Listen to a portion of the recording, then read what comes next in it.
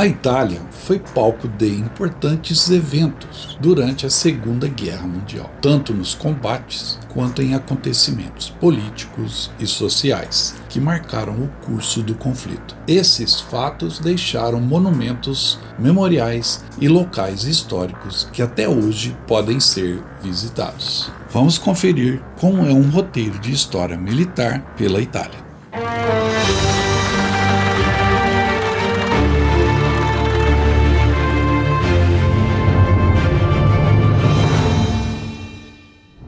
Esse é o roteiro que o Viagem na História realiza todos os anos. Sempre levamos um grupo para visitar os locais que eu vou apresentar a você. Estes locais, como eu disse, são icônicos, históricos e únicos. O nosso grupo embarca em Guarulhos, com destino a Roma. Pessoal, esse é o nosso grupo, ou uma parte dele, porque alguns vão estar esperando a gente lá em Roma. São 35 brasileiros. Nós vamos marchar juntos, vamos viver bons momentos, como esse que a gente está parando aqui o aeroporto.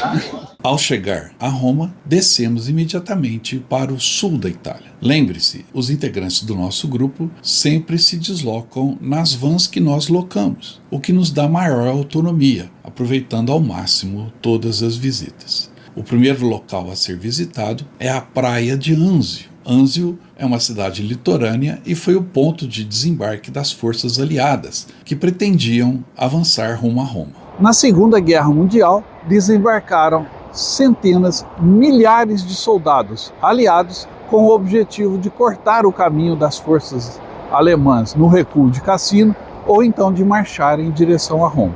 Não foi algo normal que aconteceu aqui em Anzio, e a gente vai ter oportunidade de conhecer aqui no museu.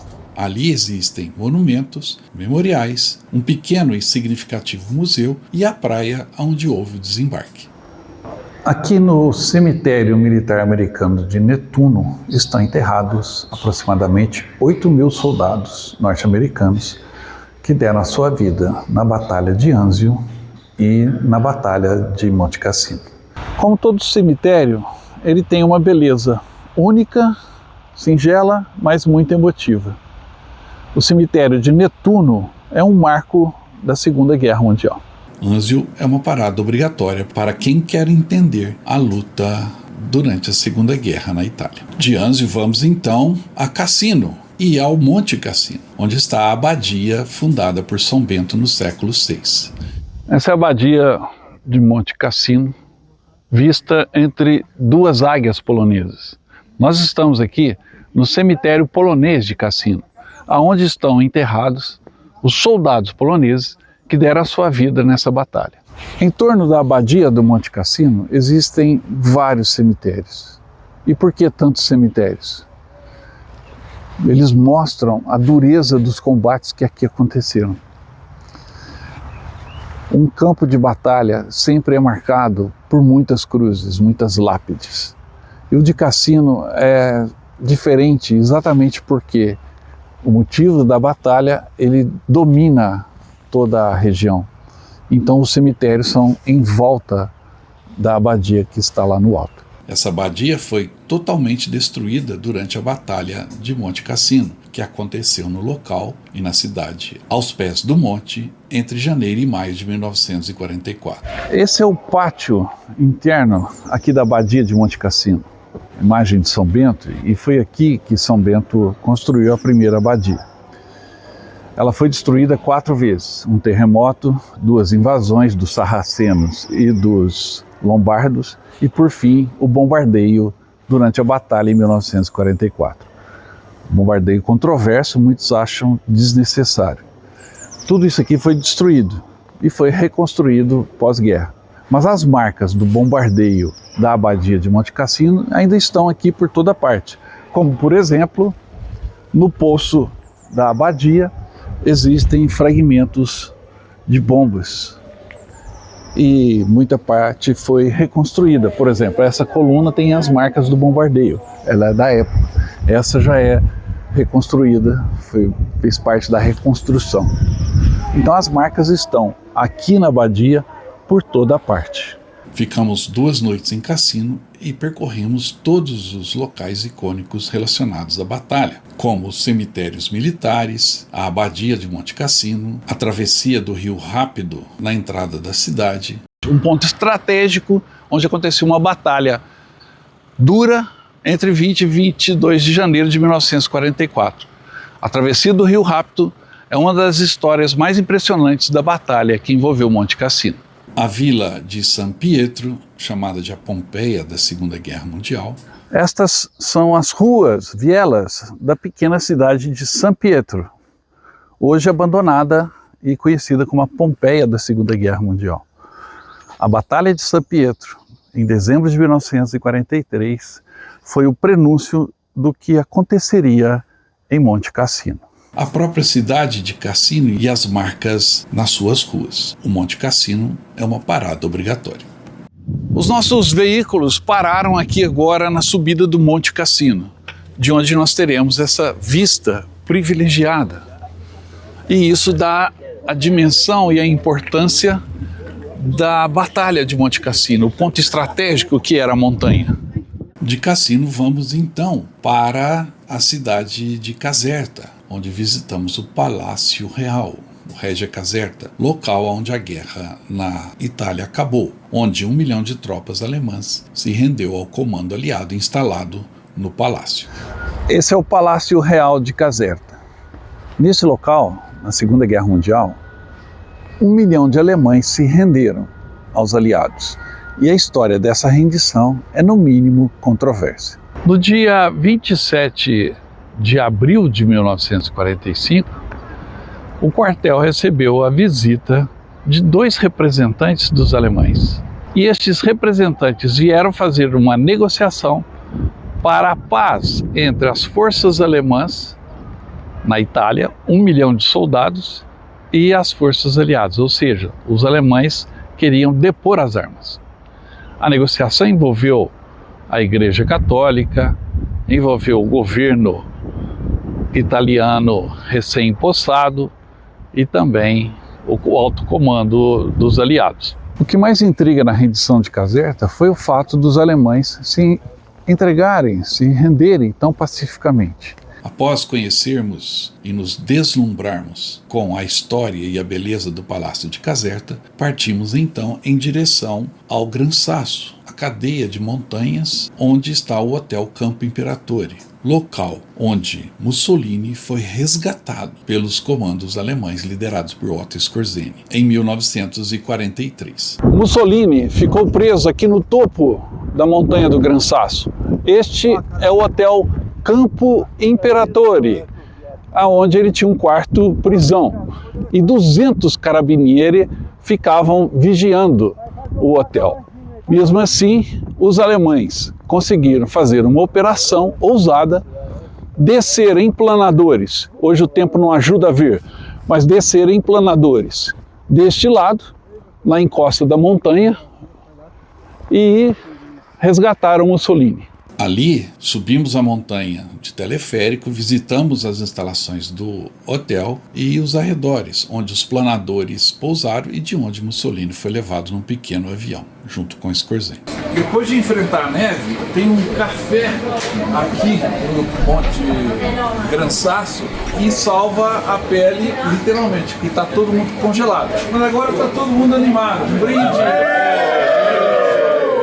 Local belíssimo e histórico. Do Gran Sasso, vamos então à direção ao Lago Bracciano, nas cercanias de Roma. E muitos desses locais históricos que visitamos ficam sempre em áreas de paisagem montanhosa ou litoral, permitindo que a viagem de deslocamento entre um ponto e outro também possa fazer a união entre turismo histórico e belezas naturais deslumbrantes, o que torna o roteiro da Itália único. Chegamos então ao Museu Histórico da Aeronáutica Militar, popularmente conhecido como Museu Aeronáutico de Bracciano, que fica às margens do Lago Bracciano, cerca de 50 quilômetros ao norte de Roma. É um dos museus mais importantes da Itália dedicados à história da aviação militar e é administrado diretamente pela Força Aérea Italiana. E ali estão aviões icônicos tanto da Primeira quanto da Segunda Guerra Mundial. Aviões únicos que você só encontra neste museu. ponto obrigatório da nossa visita, além das belezas do Lago Bracciano. Após essa visita, subimos então em direção à Toscana. Agora, se tem um lugar que é um jardim a céu aberto, são as Campinas da Toscana. Tudo isso aqui é muito bonito, enche os olhos. E essas campinas, o cipestre, as casas, as fazendas, atraem uma multidão de pessoas que param para observar essa beleza. Isso aqui é de tirar o fôlego. Na Toscana, o Brasil lutou. Ali, nosso roteiro começa em Pisa, a famosa cidade da Torre Inclinada, que foi também ponto de partida das tropas brasileiras em direção aos Apeninos.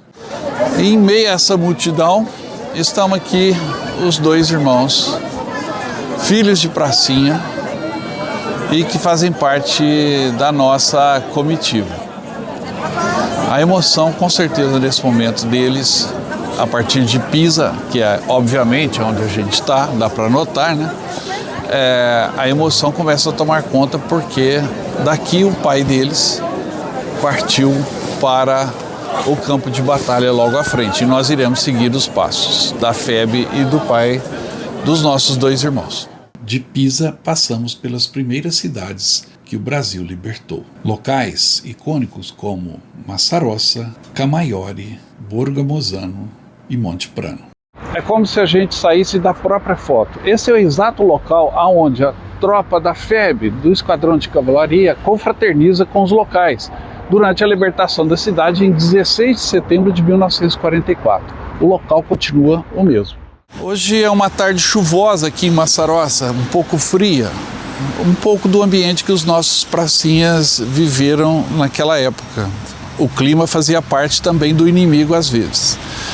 Mas estar aqui presente, se estivesse sol, chuva, calor ou até neve, não nos tiraria desse lugar. É um monumento em homenagem à presença, à passagem, à libertação da cidade de Massarossa, a primeira a ser libertada no caminho da FEB pelos nossos soldados brasileiros. De Massarossa, a gente veio agora para Camaiore, aonde está uma homenagem às tropas brasileiras, aos soldados que aqui tombaram, e a bandeira do Brasil, da Itália e da União Europeia hasteadas com o Monte Prano ao fundo.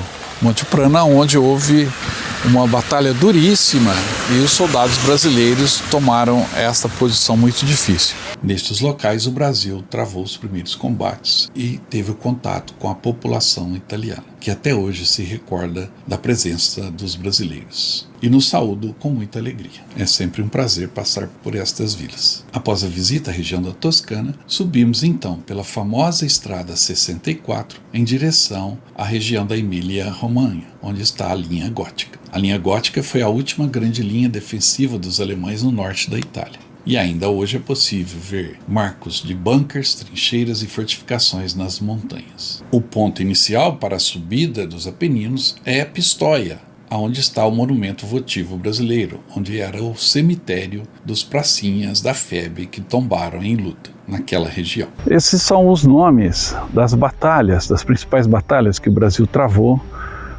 através da Itália. A Força Expedicionária Brasileira esteve presente em todos esses locais, sempre com muito heroísmo e com muito sacrifício. Não é à toa que aqui no monumento votivo em Pistoia, tantos nomes estão inscritos, lembrando a vida dos que caíram e ficaram aqui na Itália. Um deles foi o soldado desconhecido, e ele está sepultado embaixo da chama eterna, nessa pirâmide em frente ao monumento. Mais uma das tantas histórias que compõem esse local. Após prestarmos a nossa homenagem nesse local tão emblemático e também visitando a praça onde existe uma homenagem às enfermeiras brasileiras no centro de Pistoia, subimos a Estrada 64 parando na Ponte della Venturina, onde um soldado brasileiro tombou ao separar uma briga entre dois sargentos americanos. Da Ponte della Venturina seguimos adiante, chegando então à nossa base durante 4 noites na Itália, a cidade de Montese. Montese foi a maior cidade libertada pelos soldados brasileiros em 1945 e local de combates que até hoje deixam marcas pela cidade. É possível ver o chafariz da cidade todo cravejado de balas, os prédios que aparecem nas fotos da luta da FEB em Montese até hoje estão ali do mesmo jeito. Próximo a Montese temos o Monte Castelo, local da maior conquista brasileira na campanha italiana. O monumento à Batalha de Monte Castelo sempre é um ponto de referência em nossas visitas. Também fazemos a nossa visita aos marcos históricos de Bombiana, onde tombou o Frei Orlando. Frei Orlando tinha uma frase muito forte, uma frase que virou sua marca registrada. Ele falava que gente desanimada é gente vencida. Então, algo que nós aqui não sofremos, nós somos do time do Frei Orlando, porque todos estamos animados, 12 mil quilômetros de distância da nossa casa, estamos aqui prestando homenagem a quem nunca desanimou, o Frei Orlando. A sua história é uma história bonita e nos alegra honrar toda a sua trajetória. Em Abetaia, onde caíram os 17 soldados ceifados pelos alemães, subimos o Monte Terminalia, onde estão as trincheiras da luta nessa posição, trincheiras preservadas desde a guerra. Estar aqui é vivenciar a história, vivenciar os combates que aqui aconteceram. E a nossa turma, depois de muito esforço, é só olhar como estão as vestimentas e os calçados, né? Muito sujos, porque a subida é muito difícil. Mas valeu a pena ou não, pessoal? Sem dúvida. E bem ao lado está a cidade de Iola, onde tem um pequeno museu, mas muito rico em objetos, uniformes, armamentos, itens militares deixados para trás pelos combatentes e preservados nesse importante e belíssimo museu, onde fomos recebidos pelo Andrea, o dono do museu e responsável por manter todo este acervo. Benvenuti in Italia. Bem-vindos à Itália. Benvenuti nella zona dove ha combattuto la forza di spedizione brasiliana nel 1945, Monte Castello e Montese. È un piacere accogliervi in questo piccolo museo. Bem-vindos à região onde o Brasil combateu, Monte Castelo e Montese, e é um prazer receber vocês nesse museu pequeno, mas muito rico. Visitamos também a cidade de Porreta Terme, que era a base, o quartel-general das forças brasileiras nessa região, e o monumento da Ponte de Sila, um local marcante na trajetória da FEB. Esse roteiro acontece sempre no mês de abril, saindo no dia 14 de São Paulo. E no dia 25 de abril, o dia da libertação, feriado nacional na Itália, participamos em Montese do desfile em homenagem aos aliados e em especial à Força Expedicionária Brasileira, onde somos homenageados pelos habitantes locais de Montese participando do desfile e das cerimônias. E agora a gente foi anunciado oficialmente aqui a nossa delegação para o desfile. Então estamos novamente, oficialmente, participando do desfile pelas ruas de Montese. Vai ser um prazer para todos nós caminharmos.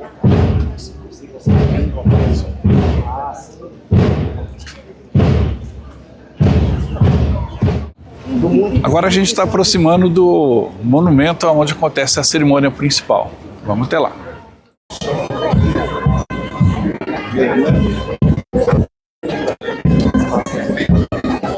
Agora chegamos ao ponto final da cerimônia, bem em frente ao monumento à FEB aqui em Montese.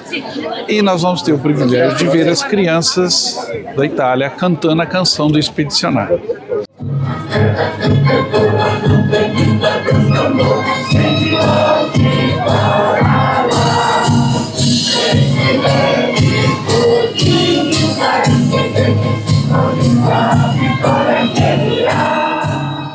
E por fim retornamos em direção a Roma, passando pela icônica cidade de Assis, local de muita religiosidade e fé, agradecendo pela belíssima jornada. Depois, em Roma, embarcamos de volta ao Brasil. E lembre-se, você pode participar deste roteiro. Entre em contato pelo nosso WhatsApp e garanta o seu lugar no próximo grupo. As vagas são sempre limitadas, então quanto antes você garantir o seu lugar, você poderá participar deste roteiro. Entre em contato. E veja aí o depoimento das pessoas que participaram destes roteiros nos anos anteriores, para você ter uma ideia de como eles estão felizes e contentes ao final do roteiro. Eu já vim à Itália, à Europa, várias outras vezes, só. E é absolutamente distinta a experiência de vir só e vir acompanhado com você e com o grupo, né? Além da forma como você apresenta a história a nós todos, porque nós lemos e aqui nós estamos vivendo, estamos vivenciando os locais onde eventos históricos absolutamente importantes aconteceram. Isso só se pode ter esse prazer, esse diletantismo com você. Então, a minha experiência e o meu conselho, se eu posso fazer isso, é que as pessoas que conheçam o seu canal e que entrem em contato com você, repitam o que nós, ou melhor, façam, nem que seja pela primeira vez, essa viagem, essa extraordinária aventura histórica que nós todos vivenciamos. Nós tivemos uma experiência única, uma coisa extraordinária. Seguir os caminhos dos soldados da FEB é uma coisa que não se pode, por mais livros que você leia, por mais situações que você passe assim, em conferências, em outros tipos de convenções, você não consegue avaliar como foi a passagem dos soldados brasileiros pela Itália. Então, olha, eu só tenho palavras maravilhosas sobre a viagem na história, sobre a excursão perpetrada pelo Mariano Bíssigo. Realmente tudo correu bem, na mais perfeita ordem. Olha, essa viagem para mim foi uma surpresa. Aliás, uma surpresa muito grande.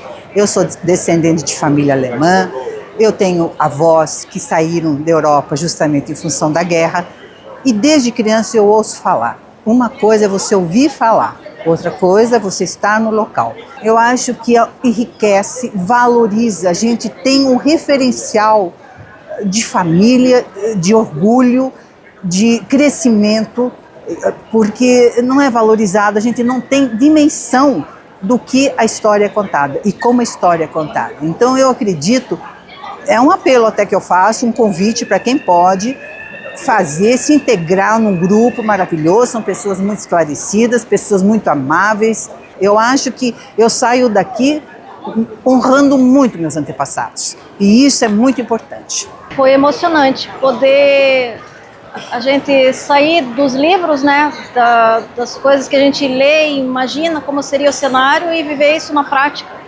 Foi assim uma experiência indescritível, incrível.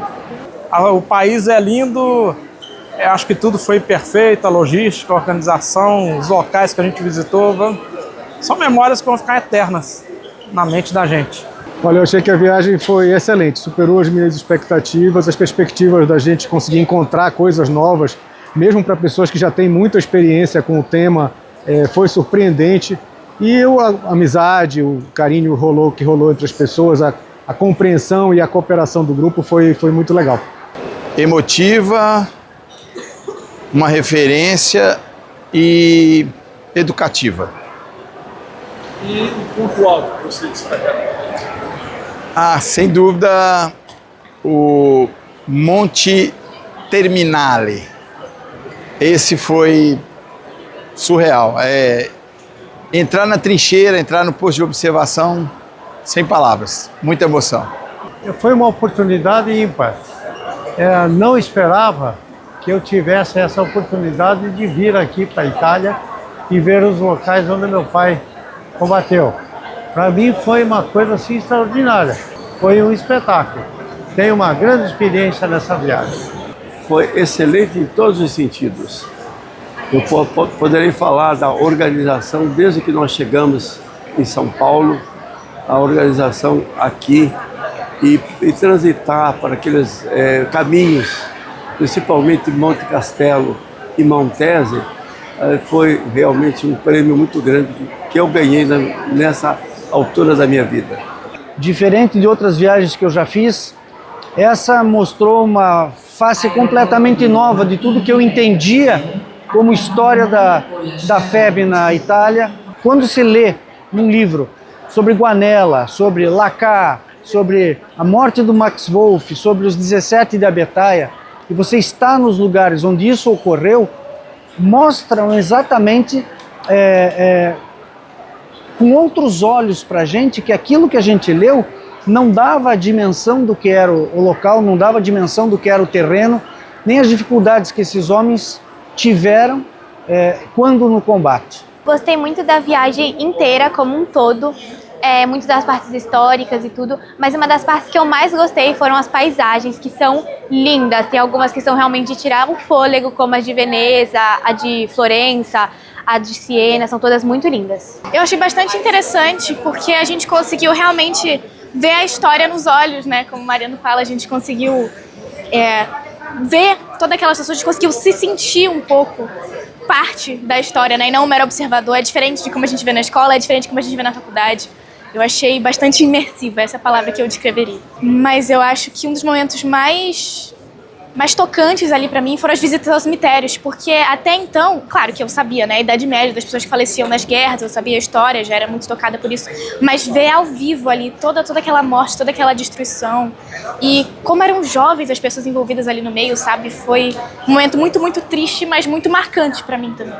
Por repensar todos os privilégios que eu tenho só de estar viva e de estar ali não como uma combatente, mas sim podendo homenagear aqueles que não puderam passar por essa fase da vida.